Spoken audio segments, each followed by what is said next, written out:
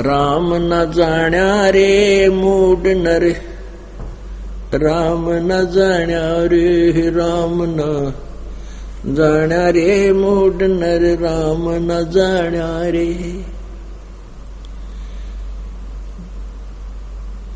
राम न जाण्या रे मूड नर, राम न जाण्या रे। जल की बूंद महल रचायो सकल जिहाना रे, जठर अग्नि से राखिया तेरा पिंड रो प्राणा रे। जातो को भोजन दिया अमृत रस खाना रे, गर्भवास से काट कर नर बाहर आना रे। लीला अगम अगाध है सुरती विदना नारे, मात पिता सुत बांधवा क्या देख बुलाना रे। इनमें तेरा कोई नहीं क्यों बया दीवाना रे। जो तन चंदन लेपते वो धरे मसाना रे, सुवे सिंबल से या तुरु देख लुभाना रे। चोंच मार व्याकुल भया बहुते पछताना रे, मान सरोवर कमल दलगर दूर पयाना रे। गैर सातल राहा को ये पड़ पड़ पोथी पाना रे। राम न जाना रे मूड नर्तन, राम न जाना रे। अब कितनी प्यार ये हो सुख संवेद जो परमेश्वर कबीर जी ने अपनी प्यारी आत्मा गरीबदास साहिब जी के इस कंप्यूटर में फीड कर दी थी, और फिर उस प्यारी आत्मा ने अपने परमेश्वर की महिमा कलम तोड़ गाई। राम न जाण्या रे मूड नर्तन, राम न जाण्या रे। इस सेंटेंस का कितना गहरा अर्थ है पुण्यात्माओं, कि तूने परमात्मा को समझा नहीं, और तू आप जी केवल इसी संसारिक कर्म को ही अपना प्रथम कर्तव्य मानकर करते रहे। क्या बताते हैं कि एक तो तूने परमात्मा की महिमा नहीं समझी कि भगवान की भक्ति करने से क्या लाभ और न करने से क्या हानि होती है। एक तो ये है राम जानना, और दूसरा ये है कि तूने राम नहीं जाना कि वो पूर्ण परमात्मा कौन है, ये तू नहीं समझ सका। उसके लिए क्या बताते हैं, जल की बूंद महल रचायो सकल जिहाना रे, जठर अग्नि से राखिया तेरा पिंड और प्राणा रे। जिस परमेश्वर ने सारे ब्रह्मांडों की रचना की और तेरे शरीर को भी बनाया मां के गर्भ में, और पेट के अंदर जहां बच्चा माता जी के गर्भ में बच्चा जब बनता है वो ऐसा होता है चीकले के सा शरीर, जैसे आपने कोई पक्षी के बच्चे अंडे से निकलते उनका शरीर कितना कच्चा कच्चा सा होता है, इससे भी कच्चा शरीर आपका मां के गर्भ में था। और जहां तू विराजमान था उसके तो बिल्कुल साथ में ही जठरा अग्नि यानी पाचन अग्नि, इतनी भयंकर आंच होती है, इतनी भयंकर गर्मी है वहां पर। अपने शरीर में परमात्मा ने कैसी व्यवस्था की है, जैसे कहते हैं हजारों किरण बहुत तेज गर्मी होती है। जैसे अब हम खाना खाते हैं, हम कच्चा फल भी खाते हैं, सलाद खाते हैं, पक्की रोटी खाते हैं, सब्जी खाते हैं, ये तो अध पकी सी होती है। अंदर जाकर के इसमें इतनी हीट है मालिक की दिव्य शरीर के अंदर, इस सब सारे को फिर दोबारा से परिपक्व करती है, दोबारा से इनको फूकती है, और उस फिर अलग अलग से ऐसी फैक्ट्री लगा रखी है पेट में परमात्मा ने, अलग अलग से उनके सारी व्यवस्था करती है, ब्लड बनाती है, उसी से हड्डी बनती है, मांस बनता है, ऐसे सारी व्यवस्था कर रखी है। तो कहते हैं उस ऐसे स्थान पर भी तेरी रक्षा उस मालिक ने तेरी की हुई है, और आज तो उसी को भूल गया। मात पिता सुत बांधवा क्या देख बुलाना रे, इनमें तेरा कोई नहीं क्यों भया दीवाना रे। परमात्मा कहते काया तेरी है नहीं, ये माया कहां से हो। और चरण कमल में ध्यान रखो, इन दोनों को खो। जब तेरा शरीर ही तेरा नहीं है, ये बोली आत्मा, तो फिर इस संपत्ति और संतान को अपना मान के अपना जीवन वेस्ट कर रहा है, व्यर्थ कर रहा है। कहने का भाव ये नहीं है कि बच्चों को त्याग दे या घर छोड़ कर भाग जा, नहीं। ये एक कार्य और है जो इम्पोर्टेंट था तेरे इस मनुष्य जीवन का, उसको शुरू कर और उसको प्रथम श्रेणी में लिया। बस इतनी सी बात है।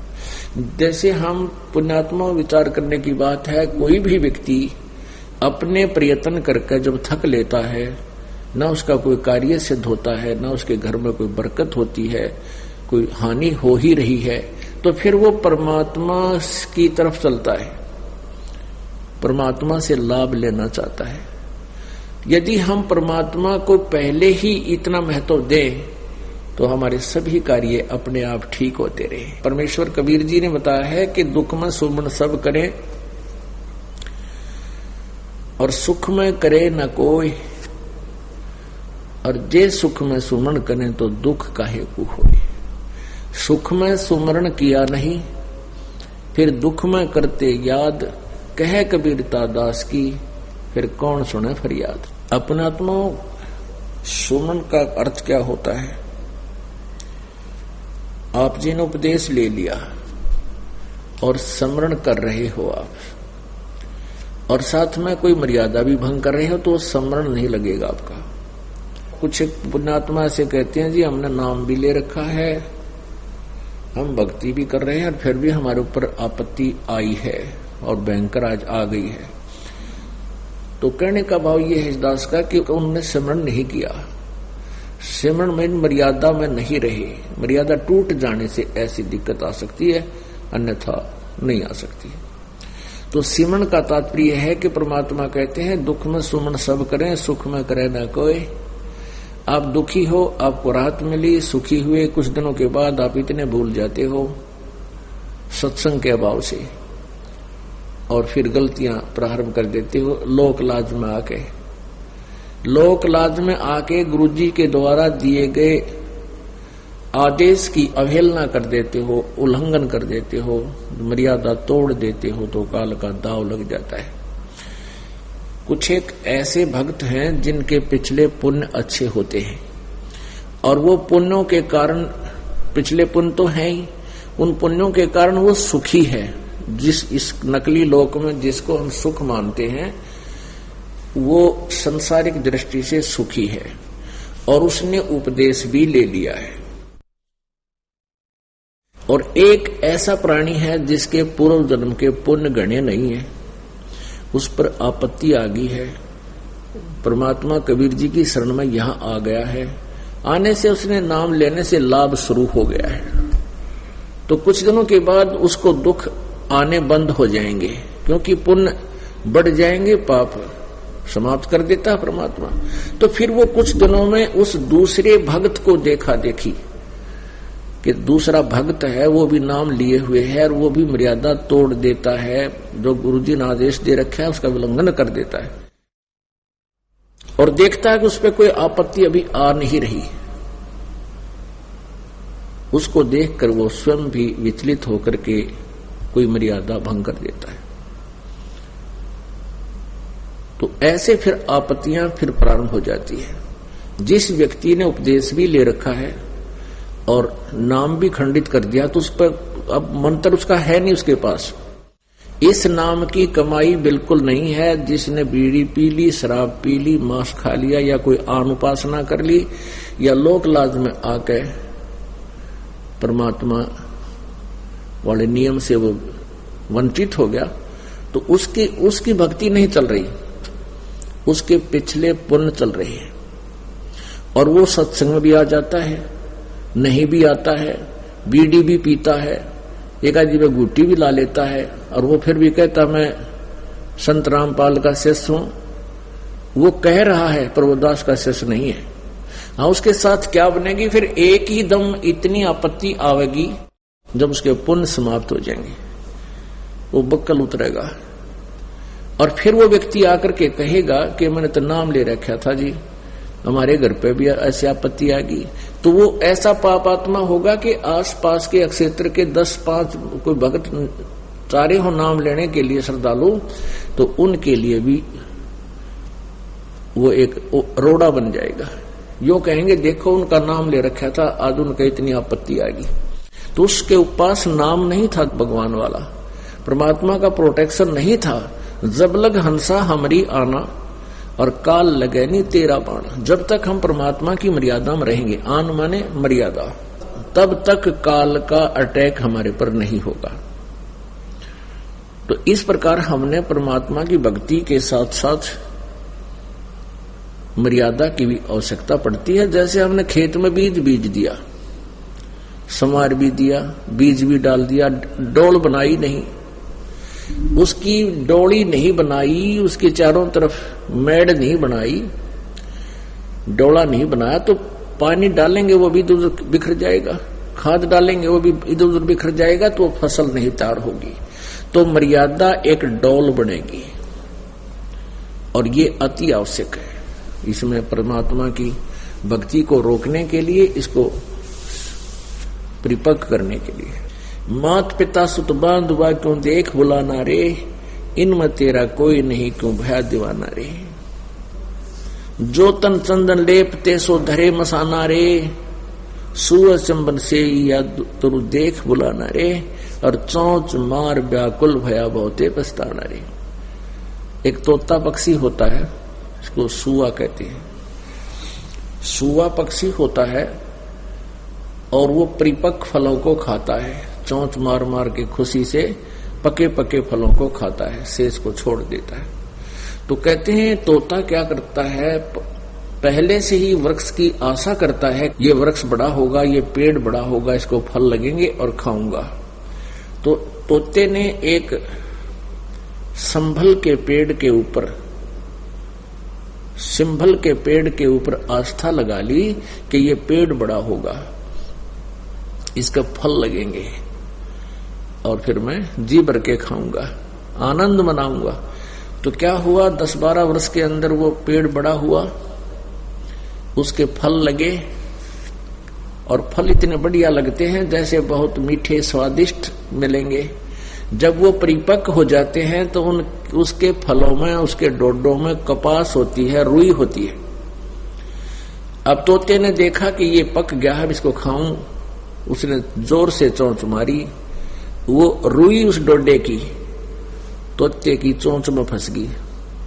अब जान की दुश्मन हो गया। वो सोचा था कि ये मुझे सुख देगा, आनंद होगा, मैं खुशी मनाऊंगा और पेट भर अन्न खाऊंगा।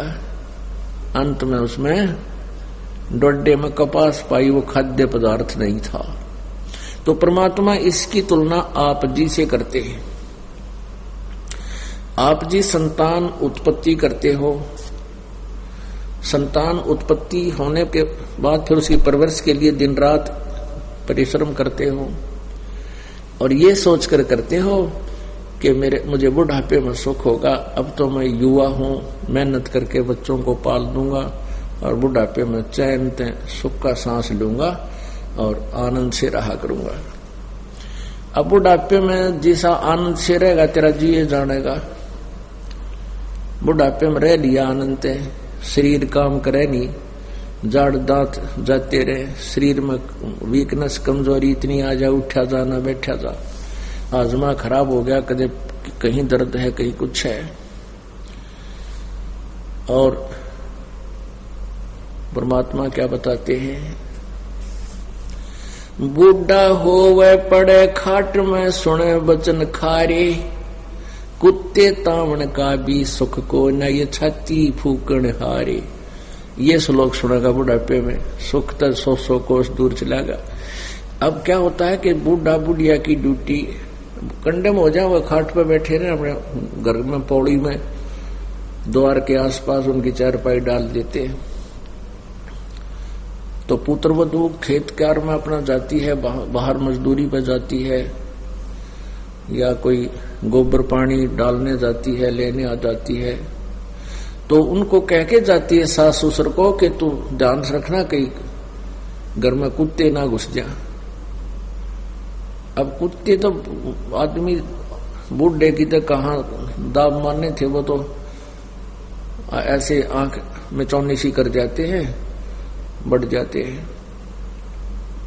तो कभी कुत्ता अंदर घुस गया और उसने जाकर के अंदर दूध कुछ पिया, कुछ गेर दिया उस ग्राउंड पर, परस्पर बखेर दिया। उधर से पुत्र वधू आ गई इतने में,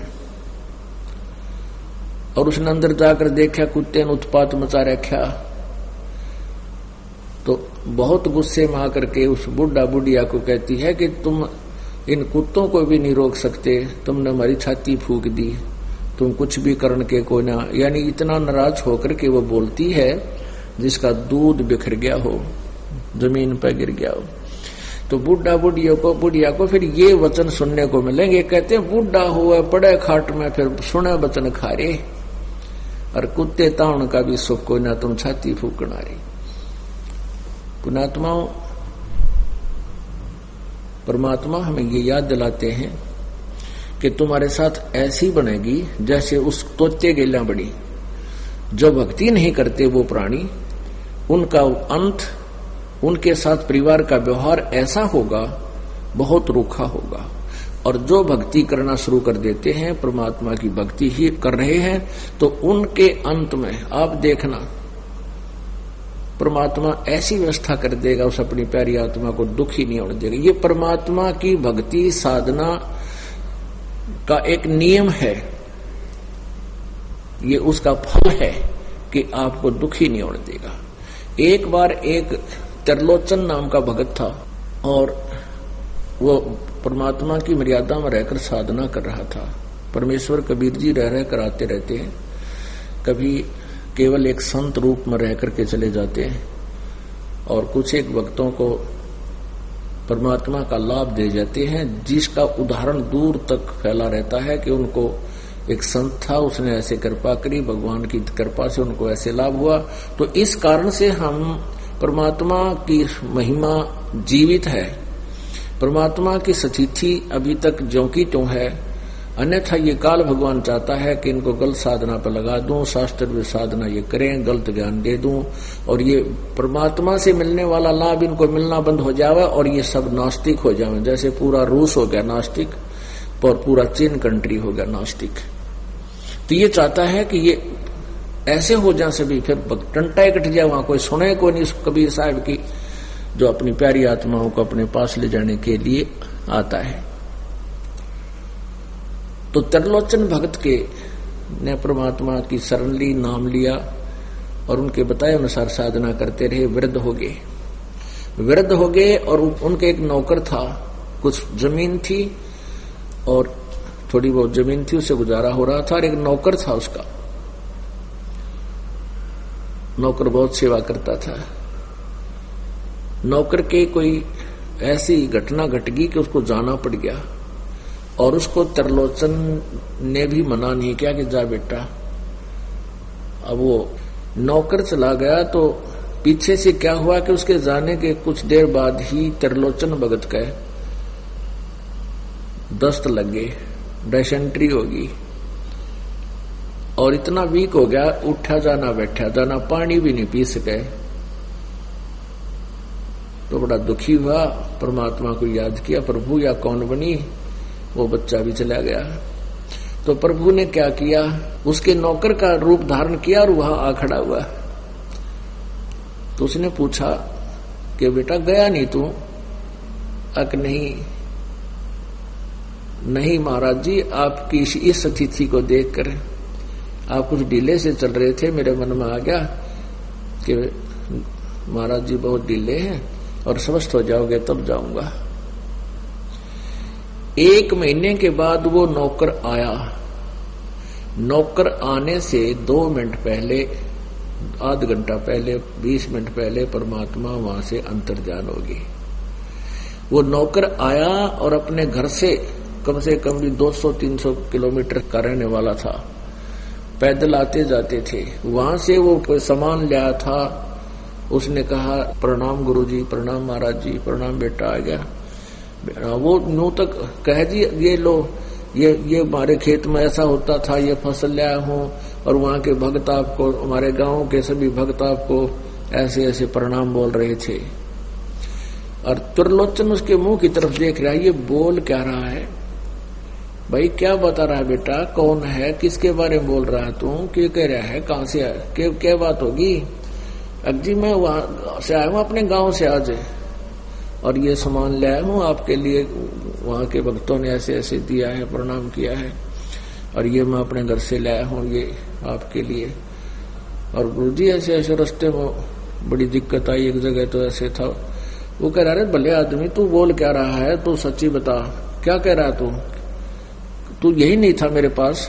अगर नहीं गुरुजी मैं तो अभी आ रहा हूँ। तो कुछ पीछे से भगत भी आगे वो खेतों में काम कर रहे थे, और उन्होंने बताया जी आपका भगत हमने देखा था, ताइवान लग रहा था। तो त्रिलोचन ने कहा कि भाई यहाँ वो कौन था, ओए होए रे भगत त्रिलोचन। वो कहता तू मेरी सेवा कर रहा था यहाँ पर, तने मेरी टट्टी ठाठा कर डाली, मेरे हाथ तक धोए, और बेटा रोटी बनाया करता। नहीं गुरुजी मैं तो आज आया हूँ, मैं तो आज आया हूँ स्वामी जी, और ये सामान लाया हूँ वहां से। तब रोया वो टक्कर मार के त्रिलोचन, हे परमात्मा इस पापी पर इतनी कृपा आपकी कि आपने आकर के इस दास के अतिसार भी उठाकर डाले, टट्टी भी उठाकर डाली, कपड़े धोए, रोटी पोई, खाना खिलाया।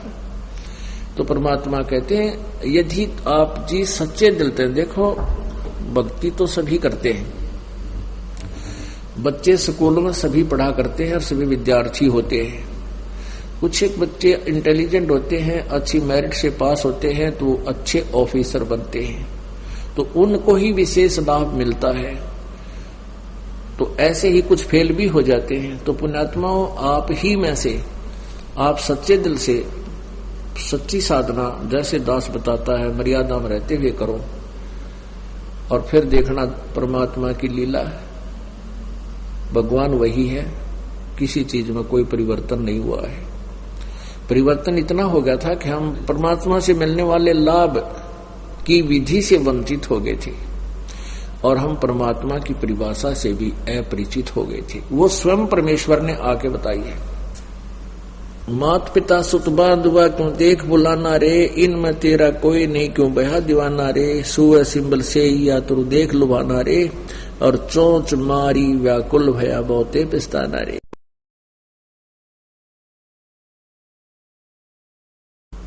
मात पिता सुत बांधुआ क्यों देख बुलाना रे, इनमें तेरा कोई नहीं क्यों बहा दीवाना रे, सुअ सिंबल से या तुरु देख लुभाना रे, और चोंच मारी व्याकुल भया बहुते पिस्ताना रे। मान सरोवर कमल दल गर दूर प्याना रे, गैर सातल राह को पढ़ पोथी पाना रे। अब जो हम सदग्रंथ पढ़ा करते थे, पवित्र वेद, पवित्र श्रीमद् गीता, पवित्र पुराण आदि, कहते हैं इनके पाठ करने वाले यथार्थ ज्ञान से परिचित नहीं हो पाए, यथार्थ मंत्र से भी वो परिचित नहीं थे, जिस कारण से वो ये पाठ करने वाले, पुस्तकों को, पोथियों को पढ़ने वाले भी नरक में गए, अर्थात उनका जीवन व्यर्थ हुआ। क्यों? क्योंकि उनको सतगुरु संत से नहीं पूजे पाषाणा रे। सतगुरु संत यानी परम संत उन्होंने मिले नहीं, उनको परम संत की उन्होंने सेवा नहीं की। सतगुरु संत से नहीं पूजे पाषाणा रे, और मरकब है कुम्हार के फिर शुक्र सवाना रे। पंथ पुरातन बूझ है कोई संत सुदाना रे, और स्वासा पारस नाम है ना भी स्थाना रे। ओह, सतगुरु संत से नहीं, और पूज्य पाषाणा माने मूर्तियां, पत्थर की मूर्तियों की पूजाएं की, यानी शास्त्र साधनाएं की, और मरकब है कुम्हार का फिर शुक्र सुहाना रे, गधे कुत्ते की सूर की योनियां प्राप्त की आप जी ने।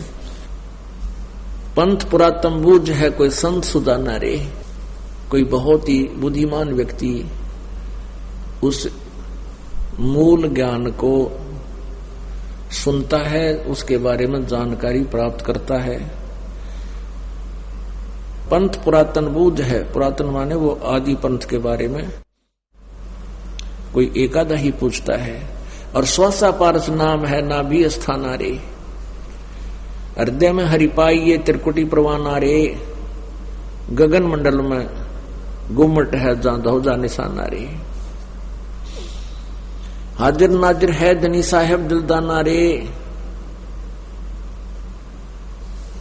पलकों चौरा कीजिए तापर कुर्बाना रे। मन पौन सुर से आगम है कह नृत्य बयाना रे, जैसे अलल आकाश को धर है धुन जाना रे। आसन बंद अडोल मन जो पद ही समाना रे। गरीब दासियों पाइये पीव पुरुष पुराना रे। गगन मंडल में गुमट है जहां ध्वजा निशाना रे। गगन मंडल में एक आकाश में सतलोक के अंदर एक बहुत बड़ा गुमट है, गुमज इसको बोलते हैं, और उसके ऊपर एक ध्वजा, सफेद ध्वजा फहरा रहा है, झंडा फहरा रहा परमात्मा का।